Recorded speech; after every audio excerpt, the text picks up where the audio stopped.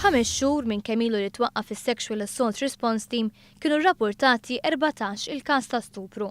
9 każi kienu jinvolvu vittmi Maltin u 5 kienu ta' nazzjonalità barranija.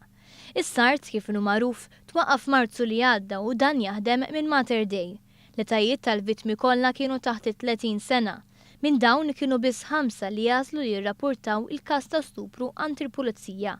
Vittma ta' stupru li tirrikorri għand is-sart tingħata l-opportunità li tagħżel jekk il-każ ikunx irrapportat għand il-pulizija jew le.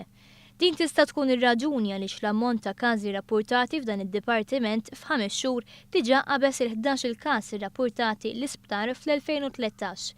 Dwar dan One News tkellem ma' Krista Tabone mill-Victim Support Group.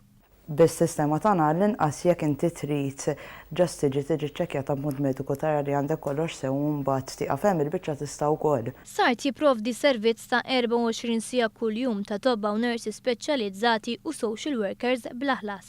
Dik ikunu qegħdin isegwu l-każ b'mod legali u anke jekk le, għandhom dritt ikunu jafu x'inhuma d-drittijiet tagħhom dejjem u jkunu jistgħu jaċċessaw is-servizzi tagħna biex jaraw x'inhuma d-drittijiet u kif ukoll jekk ikunu jridu jsegwu l-każ x'jistgħu jagħmlu u x'inhuma l-obbligi u d-drittijiet tagħhom. Dan is-servizz mhuwiex offrut biss lill-vittmi li rrapportaw l-aggressjoni sesswali.